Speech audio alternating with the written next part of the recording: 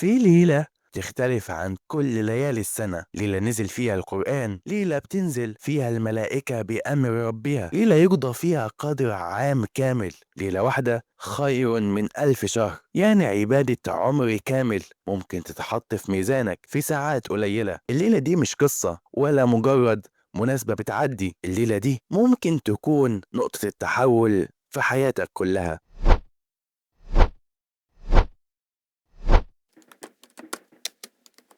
السلام عليكم ورحمة الله وبركاته. أنا محمد الراعي، ودي حلقة جديدة من قناة خط، القناة اللي بنمشي فيها على الخط الرفيع بين الحقيقة والغموض، وبنحكي الحكاية من أولها. في خط بين ليلة عادية جدا وليلة ممكن تغير مصيرك كله، بتقوم ليالي رمضان. بس هل تعرف إن ليلة واحدة بس ممكن تعدل 83 سنة عبادة، 83 سنة قيام وصيام وطاعة في ليلة واحدة؟ دي ليلة القدر، أعظم ليلة في السنة كلها، الليلة اللي نزل فيها القرآن، الليلة اللي بتنزل فيها الملائكة، الليلة اللي يقضى فيها أمر السنة كلها. سورة القدر مكية 5 آيات، لكنها اختصرت عظمة الليلة دي. إنا أنزلناه في ليلة القدر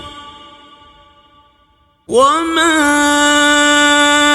أدراك ما ليلة القدر ليلة القدر خير من 1000 شهر تنزل الملائكة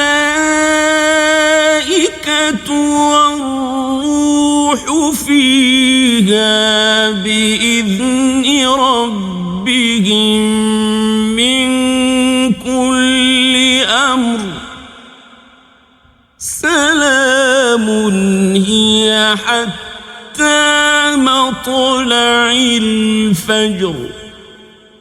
القرآن نزل في الليلة دي نزولا أولا جملة واحدة من اللوح المحفوظ إلى السماء الدنيا، بعد كده بدأ ينزل تدريجيا على قلب النبي صلى الله عليه وسلم خلال 23 سنة. وما أدراك ما ليلة القدر، أسلوب تعظيم، يعني أعظم مما تتخيل. خير من 1000 شهر، 1000 شهر حوالي 83 سنة و4 شهور. عبادة ليلة واحدة بإخلاص، كأنك عبدت ربنا عمر إنسان كامل. تنزل الملائكة والروح فيها، الروح هو جبريل عليه السلام. الملائكة بتنزل بأوامر السنة كلها، أرزاق، آجال، أحداث وأقدار.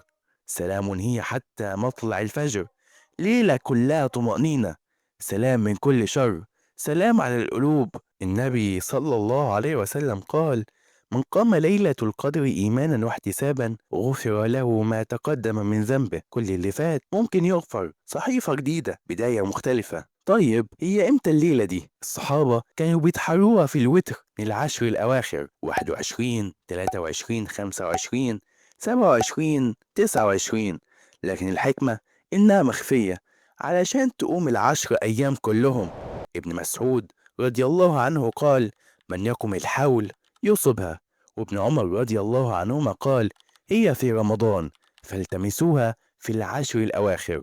النبي صلى الله عليه وسلم كان إذا دخلت العشر أحيا ليلة وأيقظ أهله وشد مئزره. طيب إيه علامتها؟ الشمس بتطلع صافية، لا شعاع لها، الجو معتدل، سكينة وهدوء، طمأنينة في القلب.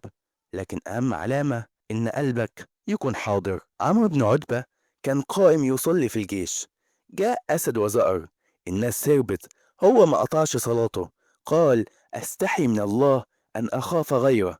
ومحمد بن المنكدر قال: كابدت نفسي 40 سنة حتى استقامت على قيام الليل. دي مش حكايات بعيدة، دي رسائل واضحة. اللي عايز يوصل لازم يجاهد نفسه. طيب تعمل إيه؟